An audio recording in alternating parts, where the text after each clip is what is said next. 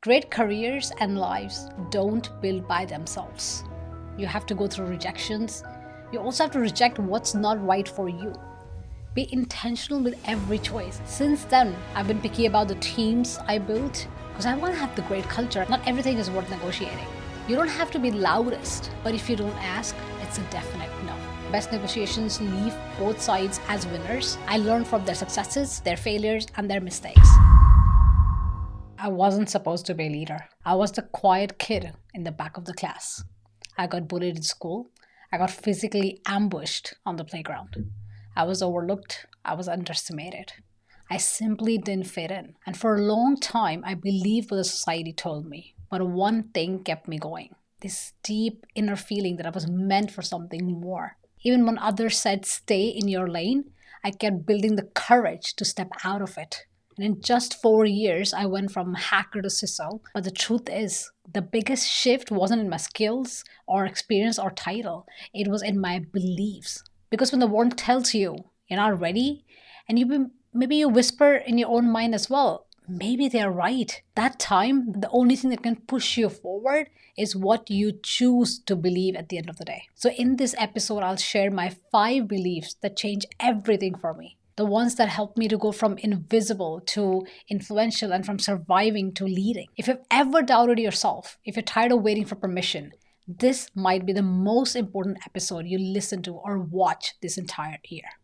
So let's get right into it. In just 4 years, I went from a hacker to CSO despite literally being told by one of my ex-managers to stay in your lane.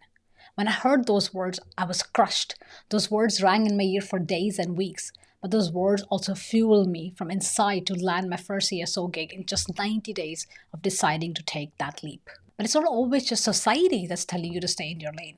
Often you're telling that to yourself. How often do you end up doubting your own capabilities? I don't think I'm ready for it. I don't think I could possibly do it. Some of the most common phrases I hear, and so often. To add to that, you'll end up meeting people that will drag you down. So more than time, experience, skills, what I see people lack is self-belief. Self-belief alone won't get you there. I get it. Without a defining and an undying belief in yourself, you'll only get so far. You'll barely reach the great heights if that's what you want to do. What's humbling though is that we've all been there at some point or the other, both you and me. Many times I've felt that fear of taking the next step, that crippling self-doubt, that lack of self-belief. Over the last 20 years, in this industry, I've met many fantastic people, but I've also faced a lot of resistance. I've dealt with toxic bosses and naysayers. But here's the thing, that lack of self-belief is more common than you can imagine. However, stopping yourself because of it, that is a choice. It's your choice. This one mindset shift has given me the best ROI ever. So here are my 5 mental beliefs that took me from a shy and bullied kid to a hacker and a security leader, building my life and my career on my terms, and so can you. Number 1, who you become today will define your tomorrow. Look, in 2017, I was broken. I had just moved to Norway. Soon after the move, my marriage at that time had completely fallen apart. One of my former managers at the company I was working for at that time was extremely toxic. And it took me more than 2.5 years of legal battles just to get a divorce. So both my worlds, both personal and professional worlds, were falling apart at the same time. And I ended up in hospital. As if that wasn't enough, when recruiters almost stopped me from quitting my then toxic employer because how it would look on my CV. I barely managed to get myself together. And bam, in 2021, there I was, hit again. With completely unexpected out of nowhere, you have cancer and your clock's ticking. Those 5+ years have been the biggest roller coaster of my life. But over those years, I ended up finding myself. I learned some of the biggest lessons of life. And I grew my life and my career further beyond my belief on my terms. And as how hard as it may be and the struggles that I went through, this is the biggest lesson I learned. Your circumstances do not limit you. Your past doesn't determine your future, but who you choose to become today will define you tomorrow. This is by far the biggest lesson I've learned to build my career and life on my terms, to build it out of intention and not out of fear. Because after those 5 years, after going through those struggles and those scars and those pains, I knew that I needed to find myself. I needed to rewrite my story. I needed to define who I was going to be. And that's exactly what I did. Despite those struggles, despite those adversities, I became a CSO and got awarded as a top number 3 CISO in EMEA. 8 years ago, I met my then new life partner and now husband, who also became my best friend. I launched my security leadership masterclass to build to build other leaders, both aspiring and current leaders. And this year, I launched my flagship 1 week accelerator program where I not only show you, but help you build a 90-day plan to become top 1% in security leadership. From everything on building the foundation to breaking and expanding in your leadership role or your dream role, bridging the gap, building and implementing your influence both internally and externally, and becoming visible so you attract the opportunities to you. If you're interested, check it out at monica.cyber.com/accelerator. Link in the description below. So here's the thing. None of this would have been possible today if I had given up on myself in 2017 when all my worlds were crashing apart at the same time. So who you become today will define you tomorrow. Because for me at that time, it was the same thing. Who I decided to become today, that time, determined my future, determined my today, and is defining my tomorrow. So for a better tomorrow, you must start from defining who you are and who you want to become. Start scared, start messy, start today. And if you are an aspiring or a current leader in AI or cybersecurity, then I want you to book your spot right away for my next accelerator cohort. Because as I said, I will not just say it, but I will show you how. Number 2, don't settle for whatever. Great careers and lives don't build by themselves. You have to kiss some frogs. You have to go through rejections. You also have to reject what's not right for you. Be intentional with every choice. If you do this, I promise you, you'll find a career, an employer, a business, a culture, a partner that values you. That's the key to me in going from hacker to CISO and hacker to a leader on my own terms.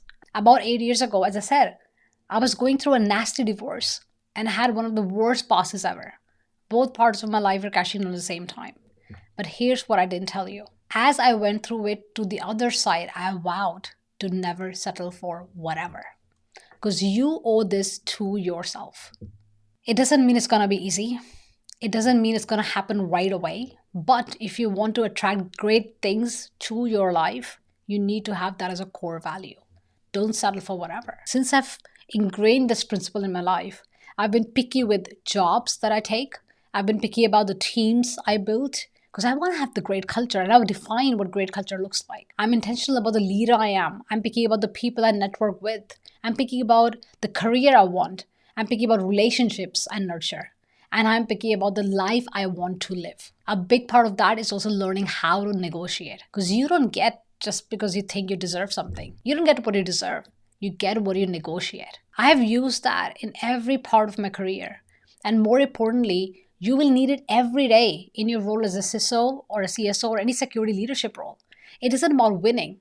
A great negotiation also means picking your battles, so being ready to negotiate to get what you deserve, knowing how to pick them, so best negotiations leave both sides as winners, and knowing which ones are worth picking.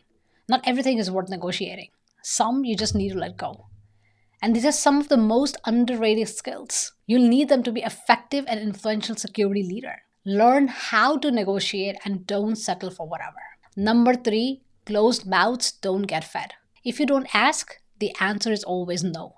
It's not about screaming. It's not about being an extrovert. It's about being your best advocate in the right places, at the right time, and to the right extent, in the right context. You don't have to be loudest, but if you don't ask, it's a definite no. In one of my former CSO roles, I started with no team, no budget, and no seat at the table. But within 1 year, I got my own budget, grew my team to more than 12 people globally, and got me a seat at the executive table, the big C table. Because closed mouths don't get fed. But you also don't get something just because you ask. To ask and to get what you want, you need leverage. And to get that leverage, you have to showcase the value you bring in what you're asking for. And win will is still the best negotiation tactic that ever existed. You have to showcase why what you're proposing makes sense not just for you, but also for them. You have to become someone that's worthy of it.